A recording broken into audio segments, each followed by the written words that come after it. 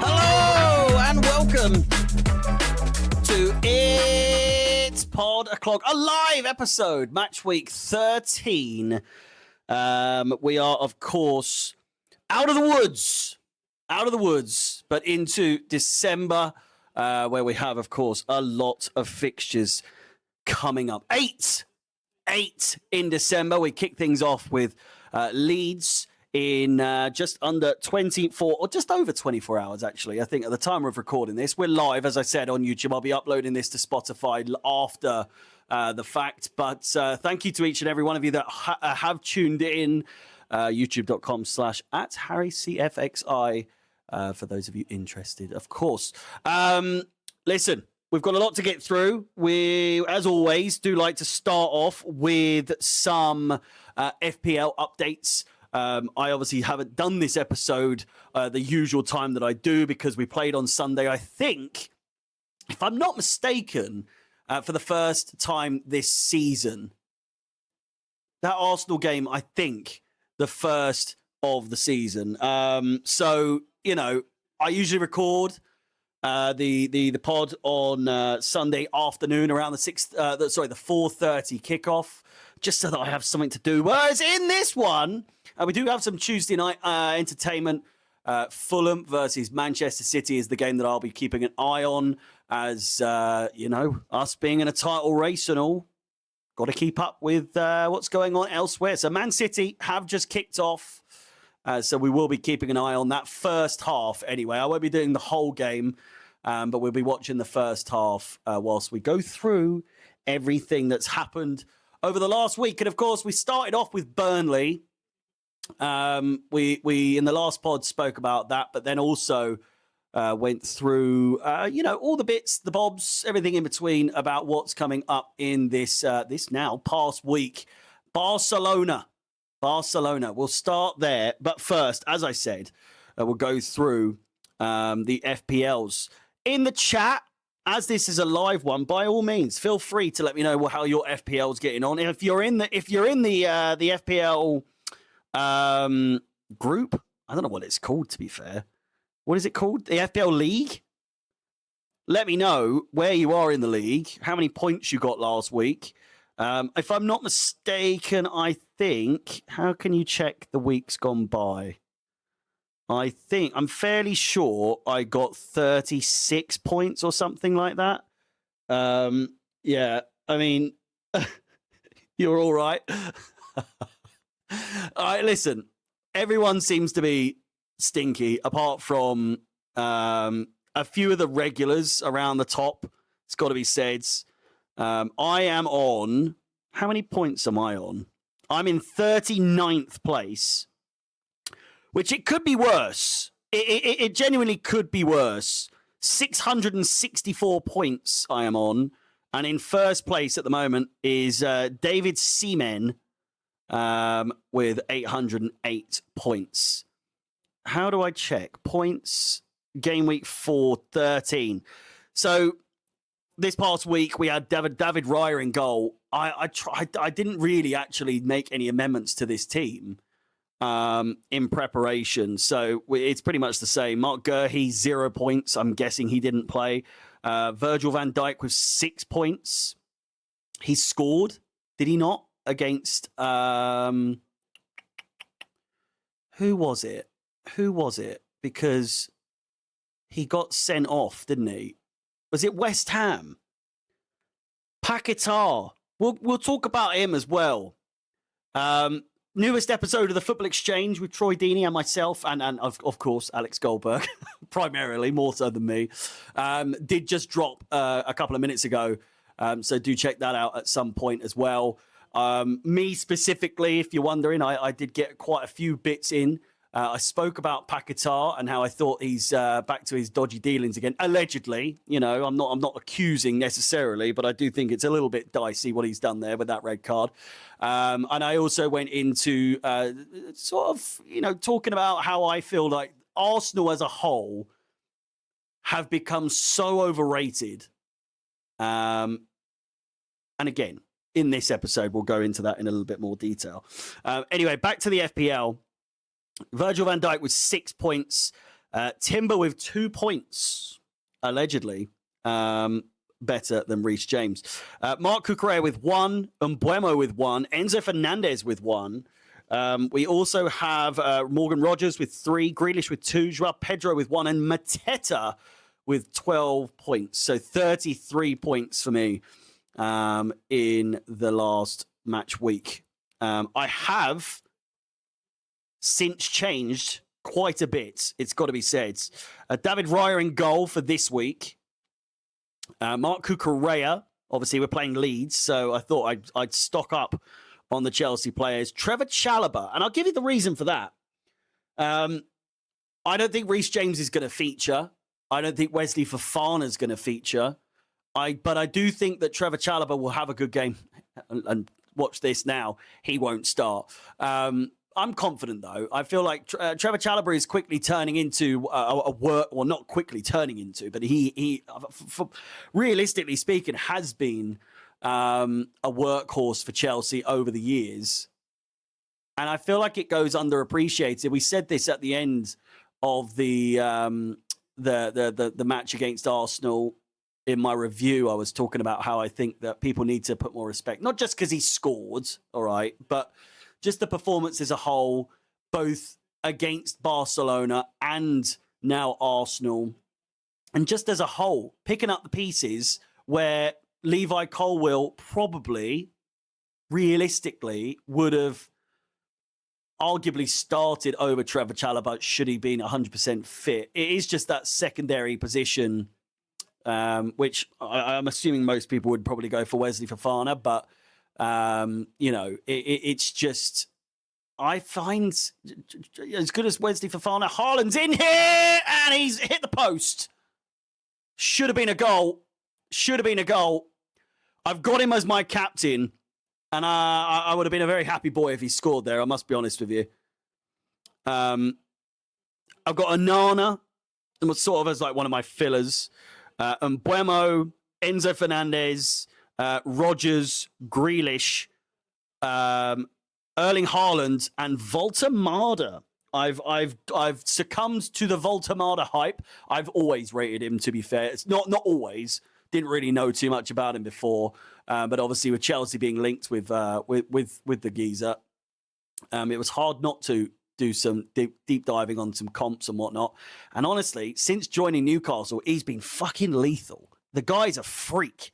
He is the closest, I would argue, the closest to an Erling Haaland style of player, which Erling Haaland is so overtly Erling Haaland. Like, there is no one that really comes to mind in terms of that bullish style of play, that aggressive sort of, I was going to say frantic, but that would indicate that he's not really got any rhyme or reason to the style of play that he has, but it's just so strong, isn't it? And I find that Voltemada has that, and he's also got a fucking finish. His penalties are unbelievable. Absolutely unbelievable. And then on the bench, I have dropped Mateta, Walker, Gurhey, and King.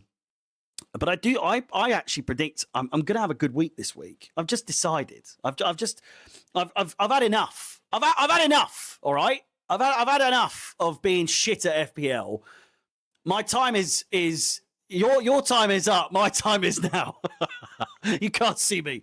I'm going to be right at the top. I'm going to get that many points this week that I should have triple captain Erling Haaland here. Let's be honest. I've got me cup of tea. And we're ready to rumble because let's be honest, it's time to talk about the biggest result. The biggest result as Fulham are away here. Nicely cut back. Brilliant pass. Oh, my words. Defended well there by the defence. Emil Smith-Rowe with a great chance. Good pass by Wilson. But let's cast our minds back to last Tuesday or this Tuesday. Well, yeah, last Tuesday now. A week ago. A whole week ago. I was poorly. I was ill. I wasn't feeling tickety-boo. I was very under the weather. I was going to say a little under the weather. I was very under the weather. But out of the goodness of my own heart, I persevered. I pushed through for you guys to put on a show, and I managed to watch the Barcelona game, and what a game it was, eh? It still doesn't necessarily feel like a real result. And I've spoken to people about it since, both Chelsea fans, Troy, Alex, I people that I'm friends with, or people at work that are Chelsea fans. And no one seems to have actually come out of that feeling overly excited. Do you know what I mean? It's a different kind of excitement, because obviously we were excited. Obviously we were over the moon with the result, but I don't know if it was the possible COVID. I don't know what it was. But after that, I just didn't know what to do. I didn't really know what to make of it. It was an absolutely fantastic performance. It was an absolutely fantastic effort. Great management from Maresca. He got it absolutely right. And listen, I know they went down to 10 men, but we still went on to win. We still went and got the job done. Unlike Arsenal, the mighty Arsenal, the best team that this world has ever seen. Again, as I preface that they are the best team. What is that terrible pass? Fulham have got away with one there. That was awful. But Arsenal are the best team ever to have never won fuck all in the last 30 years. And I say that every week now, but I know it's going to bite me on the arse, because inevitably and realistically speaking, they are bound to get some sort of silverware this year. And if it's a Carabao Cup, who gives a fuck? If they end up getting a Carabao Cup, then whoa, you can have it. I couldn't give a bollocks. Anything more than that, I don't even think it. Honestly, it's better than. I don't want to talk down on the FA Cup, because it is arguably my favourite domestic cup. Well, no, not even arguably. It is my favourite domestic cup, not including. The Premier League's not a cup, but you get what I'm saying.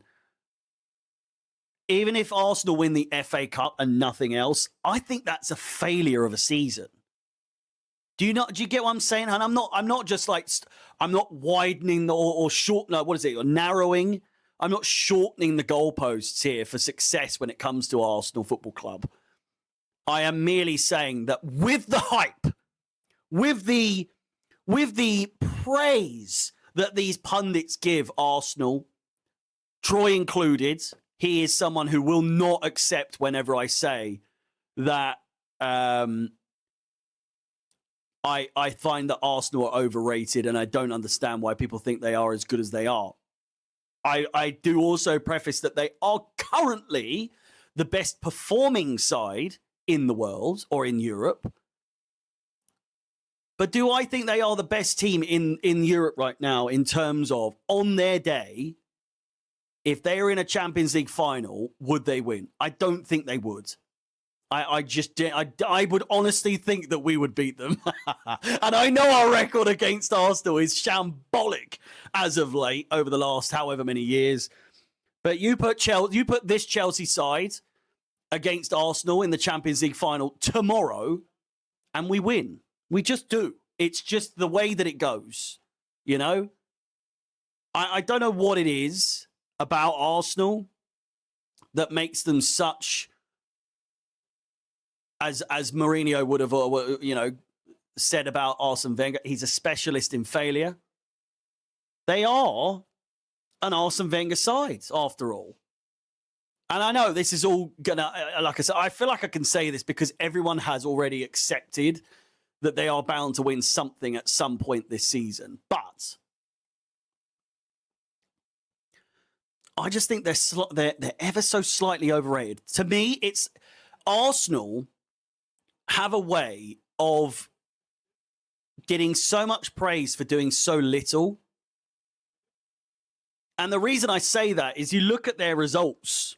You look at their results over this Premier League campaign so far. And yes, they've gone and they're up to 7 goals conceded now with, 24 games to go? 25 games to go? Our record is safe.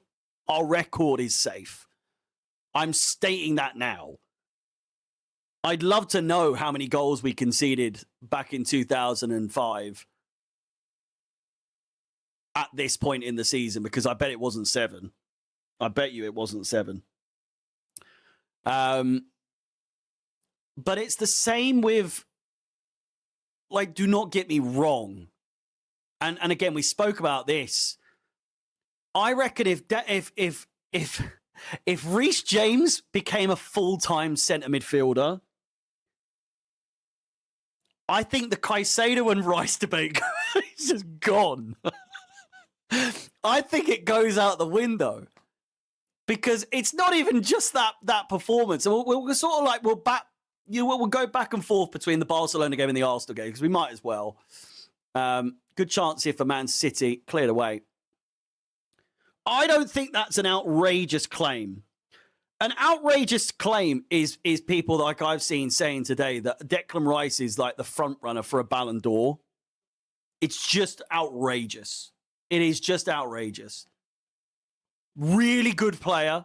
Really, really on form. But my God, give it a fucking rest. It's the same. It goes for Bukayo Saka.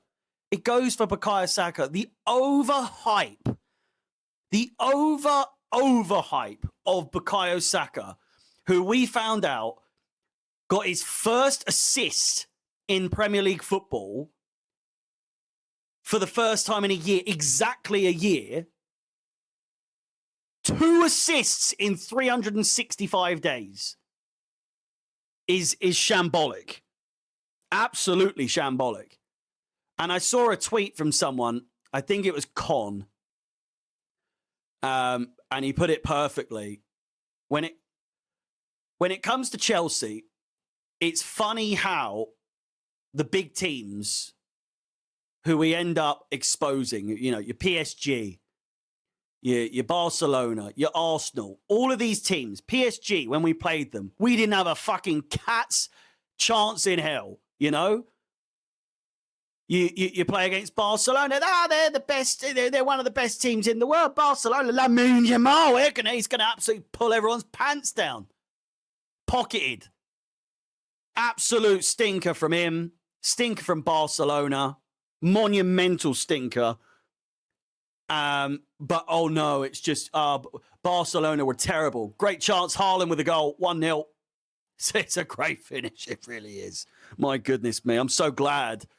If he's going to be scoring like an absolute freak once again, I'm at least got him in my FPL, Soften the blow slightly. But yeah, played against PSG, didn't have a chance in hell, beat them. They're tired, they're fatigued. Even though we played the same, if not more games than PSG in that season. Played against Barcelona. They were off the ball. They weren't at their best. They had a bad day. And then you play against Arsenal. They didn't have Saliba. They didn't have Gabriel. They didn't have. Fuck off.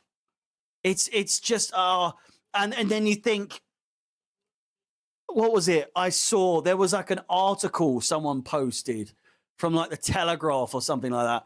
And it was describing that Arsenal, I need to find it. Arsenal only drew because they're tired. Where was it? I think Daily quote tweeted it. But the headline was just laughable. Like, absolutely laughable.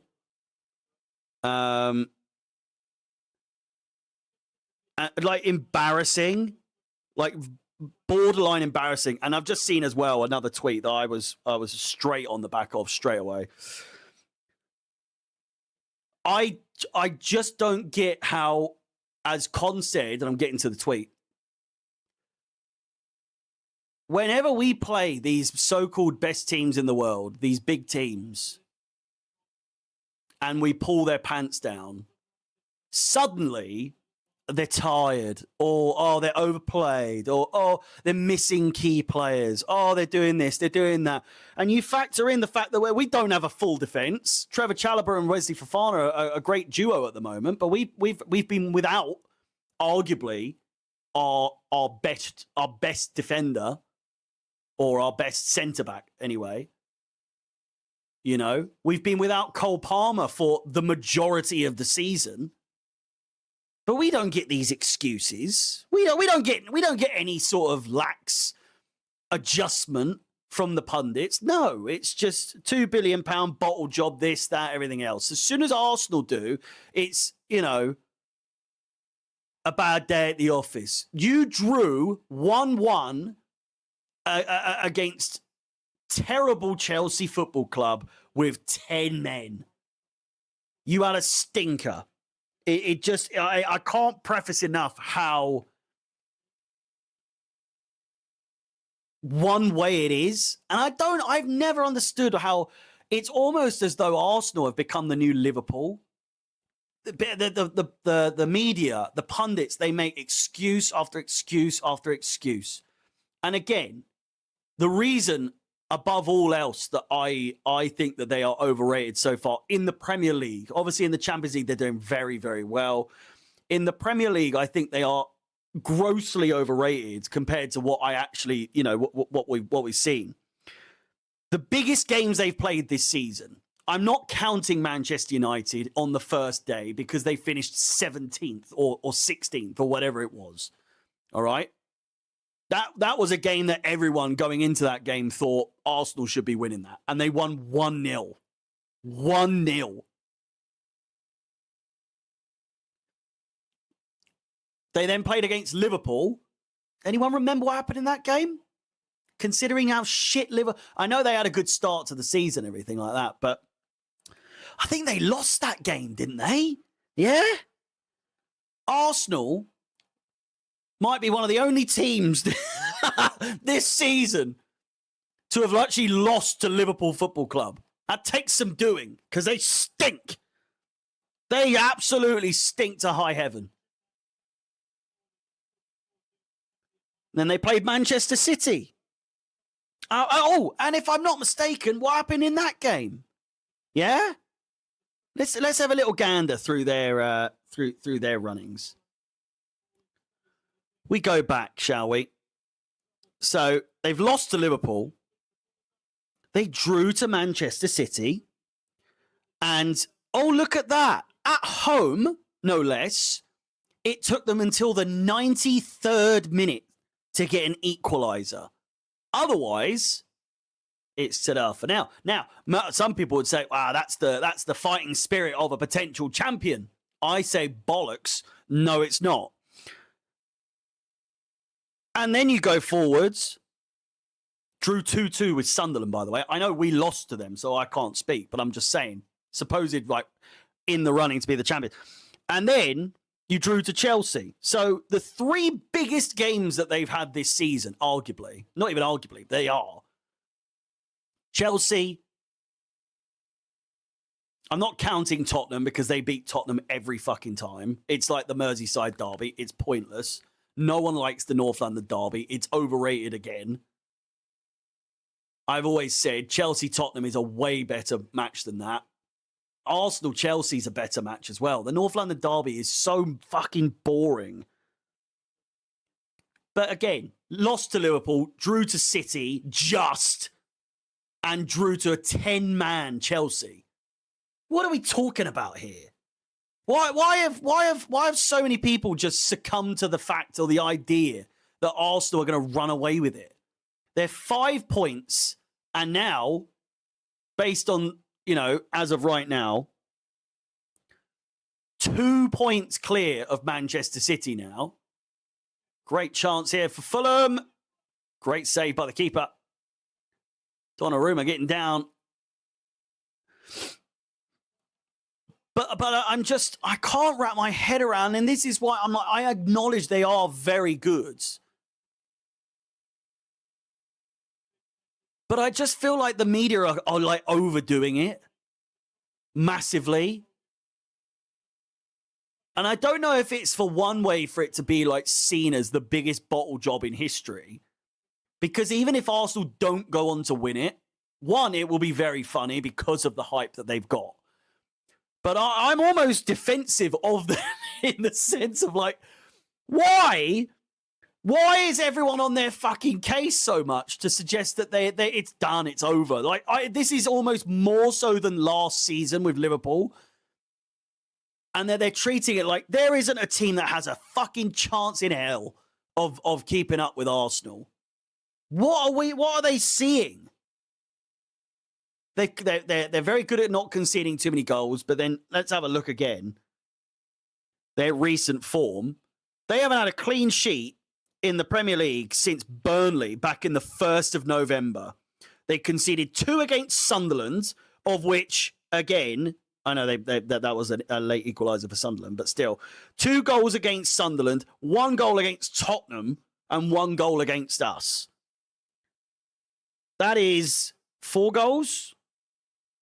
4 of their 7 goals they've conceded this season have come in the last 3 games. If anything, I just think it's going in the wrong direction. It's going in the opposite direction. Anyway, let's go through some comments quickly. And we'll see. Proper Chelsea Dan says, disappointment on results. We should have won that. We were the better team and down to 10 men. Yeah, should have done better. But Arsenal, we hear some crap when we are on top. No one we hear excuse Arteta. I kind of get what you're saying, mate. I'm trying my best. It's Arteta, and again, going back to what I was saying, I think Arsenal have become this like media darling that Liverpool will always be, but Liverpool have been for so long. Like, everyone's so scared of Liverpool, like talking poorly about Liverpool and scared about Scousers, and you know, they're just scared of saying the wrong thing. So it's always like, you know, whatever you want, Liverpool, you know, we're not going to say anything against you. Whereas now with Arsenal, it's almost like they're the same thing. They all want Arsenal to win. Arteta can do no wrong. It's just weird. Honestly, it just seems a bit weird. Arsenal lost to City, drew, and then drew to Sunderland, yeah. Us having a stacked squad is definitely a big factor to where we're at. I think, and listen, let's move on ever so slightly from Arsenal as a topic necessarily, and I want to take this moment to really hone in on just how much a very specific, bald Italian man has grown on me over the last, I'd say, month and a half, 2 months. Because, yes, I've been very critical. And I have had people in the last week or so tell me, because I've gone on, especially after the Barcelona game, I was saying that I'm happy with how he's doing at the moment. You know, he's proving me wrong.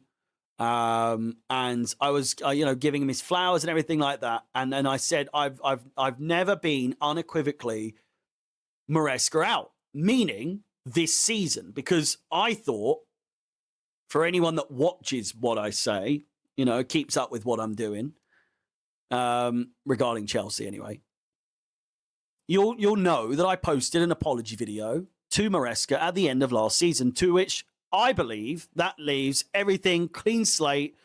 I acknowledged his good work last season in the end. And for me, clean slate. Now, I've been very critical of him so far this season. I have been. But at no point this season have I been unequivocally Maresca out.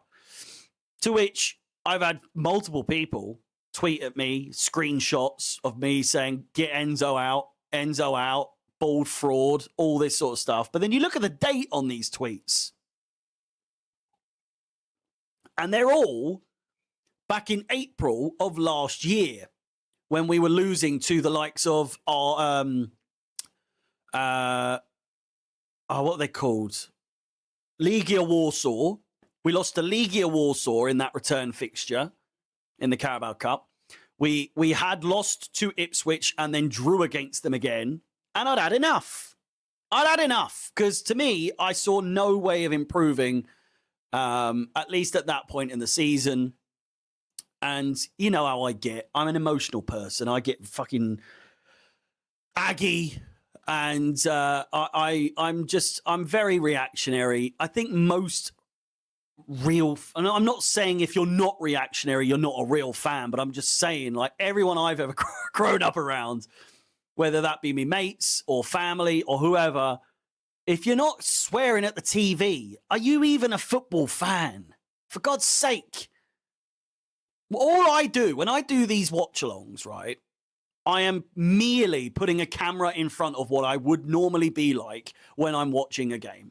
Anyone in my life can attest to the fact that that is what I'm like, whether I'm at the game or in my living room.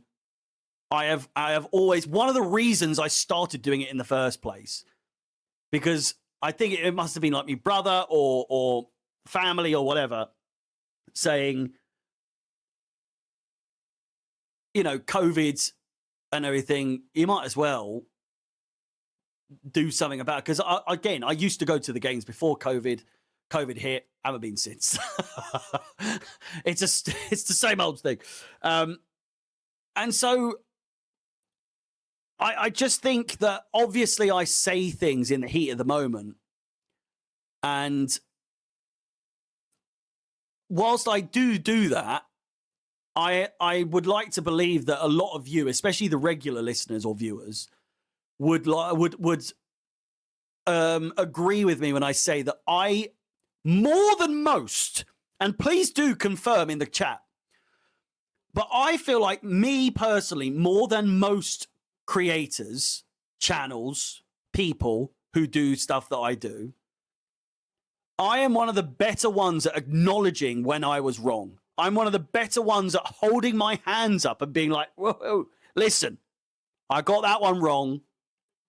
I overreacted. I over-exaggerated. I got a little bit too ahead of myself there. Or, you know what? He's actually decent. And as Rudy said, 90% of the time, in the moment, I would add to your point, 90% of the time, in the moment, I feel like I am justified in what I say.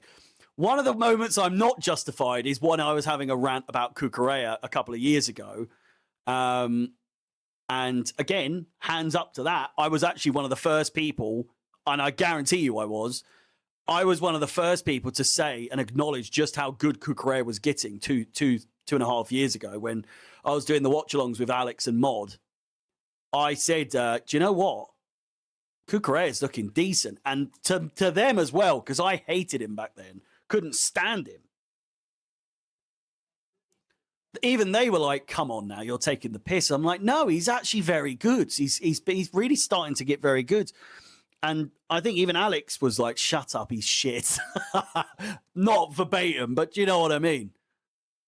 And so, you know, opinions change. I might love Maresca come the end of the season, you know? And listen, I've seen Carefree Lewis say, you know, people are backtracking or flip-flopping. I wouldn't see myself as a flip-flop because I do acknowledge where I've said things that in the past, I don't think I'm wrong about my views about Maresca. I really don't. I think at times I've been a little bit over-emotional, but at the end of the day, that purely comes from a point of I just want the club to fucking do well. That's all I want.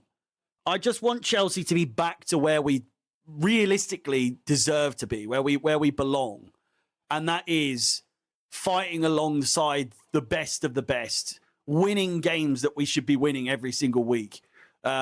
disposing of teams that should not be on the pitch with us. Do you know what I mean? One of those where it's like really, really just being a decisive side and getting results. And one thing I will praise Maresca for is it seems as though he's got us nearly, I wouldn't say fully, but nearly, but like we're going in the right direction to becoming a team once again like we used to be before COVID, where you come up against Burnley, you come up against Forest, you come up against Leeds, you come up against, I don't know, Norwich or fucking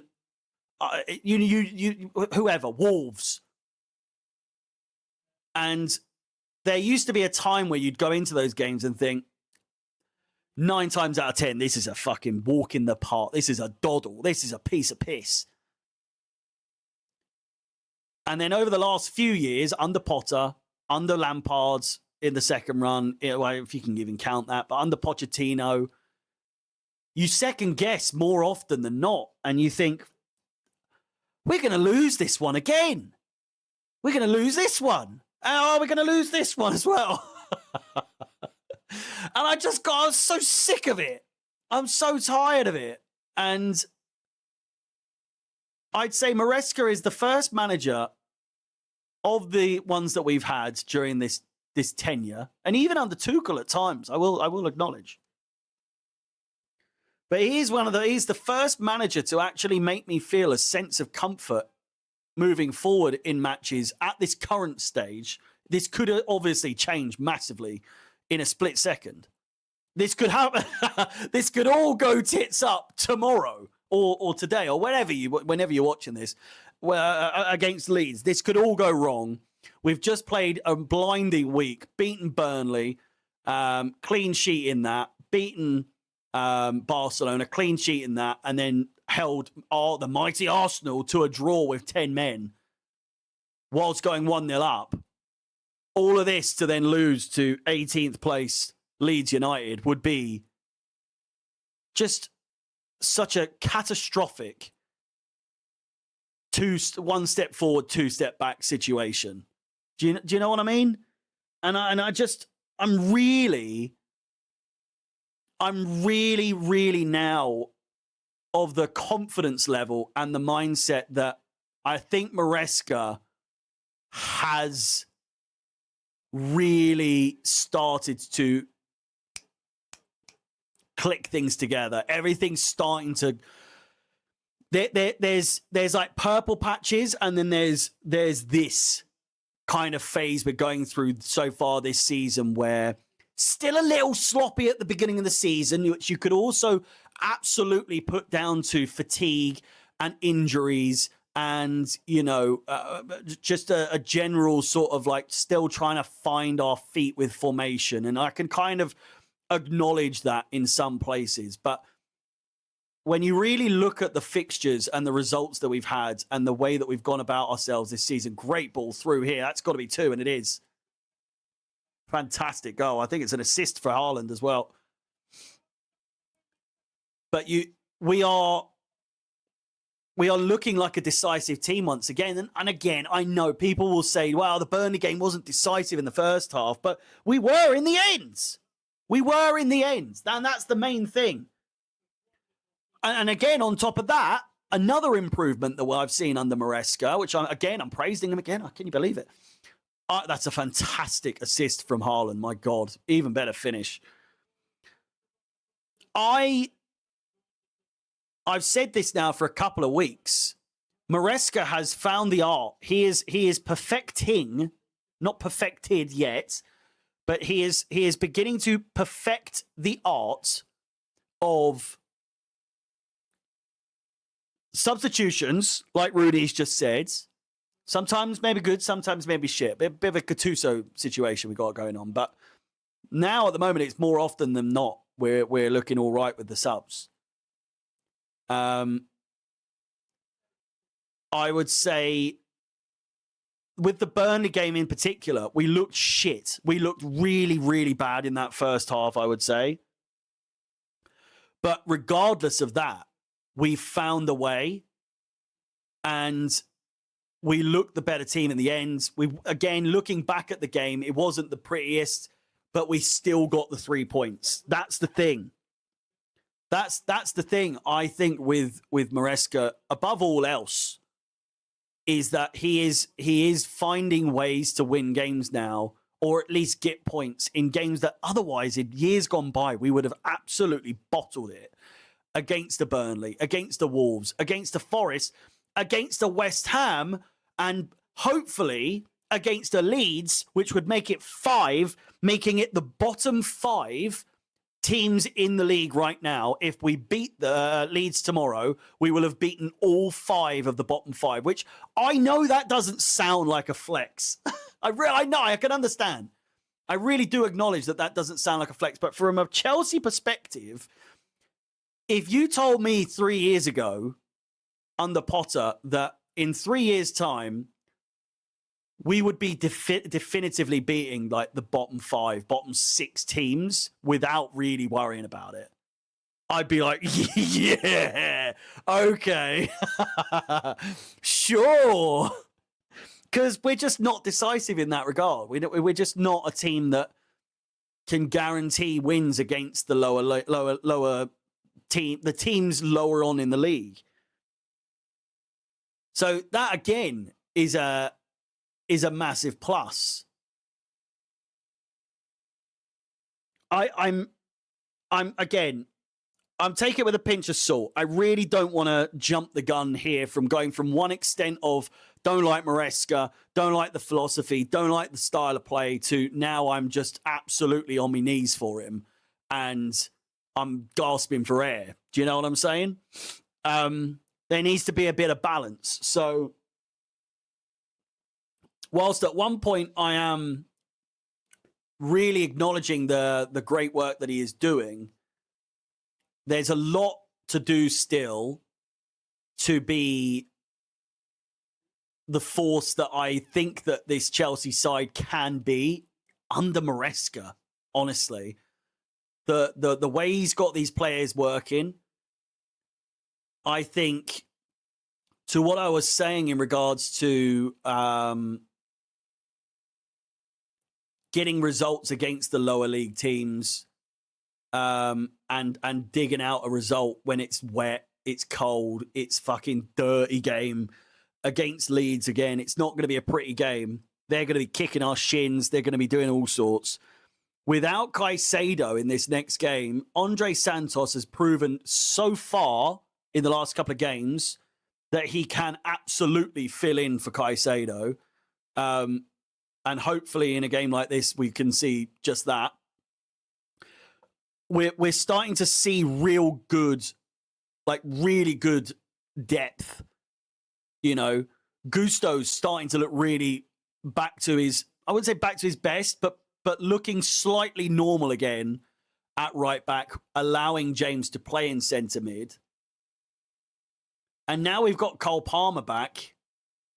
Whether or not he starts against Leeds is one thing, but we have a real chance at, you know, doing something special this season because we have got the depth now to see something through. I don't know what we're going to win, but I know we're going to win something. I can feel it. I can feel it. I wouldn't necessarily claim that a Carabao Cup and that's it this season would be a successful season. It depends where we would finish in the top 4. If we finish in the top 4, it depends where we finish everywhere. It's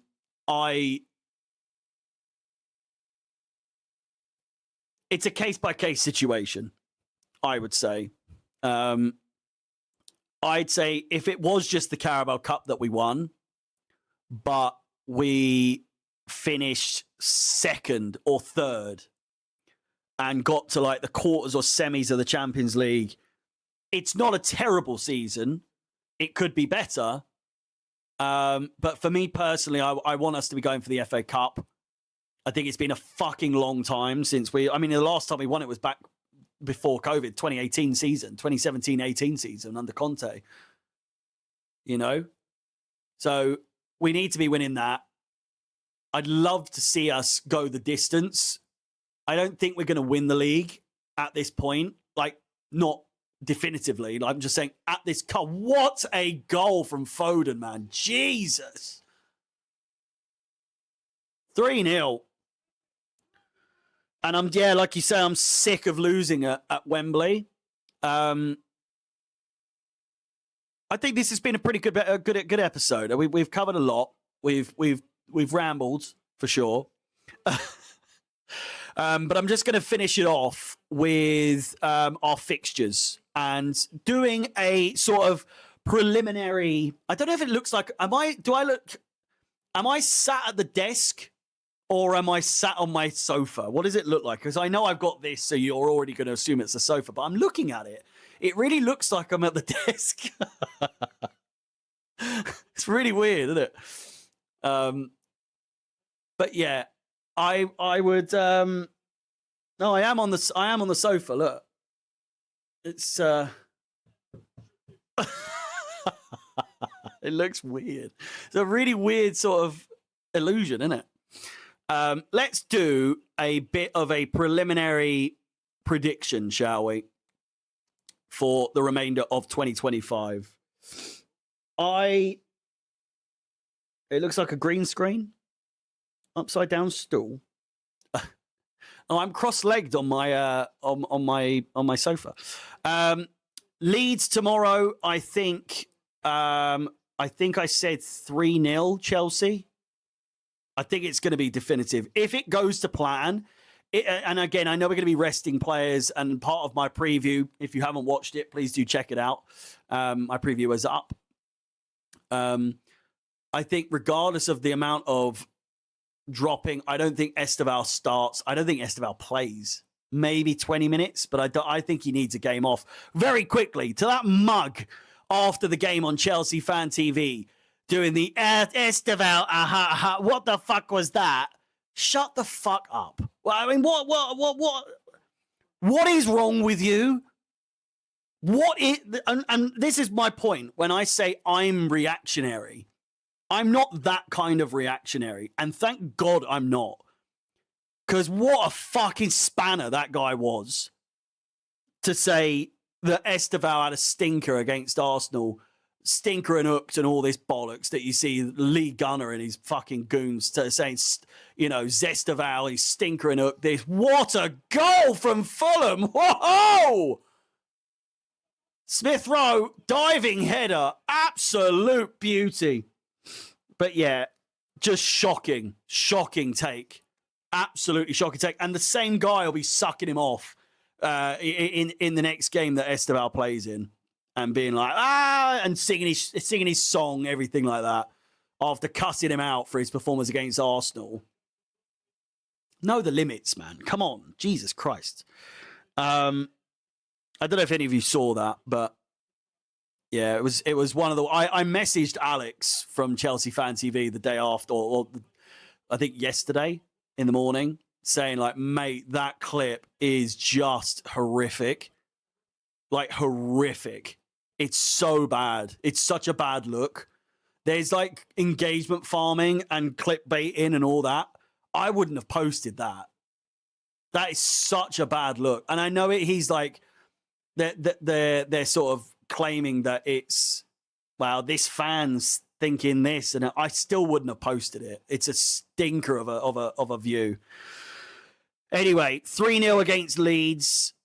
Bournemouth, I think, could be really hard to predict, but I'm going to go Chelsea 2-1. Atalanta, hard to predict, but I'll go 2-1 Chelsea there as well. Everton, I think, is going to be really hard. I actually think Desmond, I think it's going to be 2-2 in that game. I think Everton's going to be really tricky. It is at Stamford Bridge, but I just feel like Everton are going to give us a fucking nightmare. Cardiff, I'd like to think we beat them, even though it is in Cardiff. I hope we field some young players, but at the same time, keep it fucking sensible, please, and just get through. because it is the quarterfinal after all, and I would like to at least get to the semi-final. Because what is it? Yeah, that's the quarterfinal. Newcastle, I could see us lose that, but it is a 12:30 kickoff, which we won 8 in a row. So, yeah, I don't know. I think we lose that. I think Voltamada's going to have a blinder. I think that's one of those games that we lose, and I think it'll be 2-1 Newcastle, that one, if I had to predict. And then we got Bournemouth again. Oh, sorry, we've got Aston Villa. I think that'll be 2-1 Chelsea, maybe 2-2. Bournemouth again, I think will be 3-0 in the home fixture. I know our home record isn't great compared to our away, but I just feel like that last game of the year is going to be with a bang. And then it's Man City on the 4th of January, which is going to be really, really tough. And I have said that I will officially decide from my perspective if we're in any sort of title race after that game is said and done. So in the review of Man City on January 4th, I will officially declare whether or not Chelsea Football Club are in or not in a title race. With that said, let me know your thoughts in the comments down below. Thank you very much to each and every one of you that has tuned in to this live episode. I might do this again in the future. Honestly, I actually like the vibe of this. I must say, I've kind of done this exactly how I would have normally done it if I was recording. I've reverted to the comments every now and then. But overall, a success, I would say. If you're watching this in hindsight or retrospectively, please do like the video, subscribe, hit the bell notification to be notified of any future content on the channel. I'll be live half an hour before kickoff tomorrow or today, whenever you're watching, for the Leeds game. And then I'll be doing a live review. And yeah, then we've got whoever it is on the weekend. Was it Bournemouth? I can't remember. It's already escaped me. If you're listening to it on Spotify, please do give it a 5-star comment if you have got any time, if you care to. I don't know. You get the gist. Without any further ado, for the last time today, we'll give it one of these, shall we? Ladies and gentlemen, boys and girls, hey! 10 o'clock. Thank you for watching. My name is Harry Up Chelsea.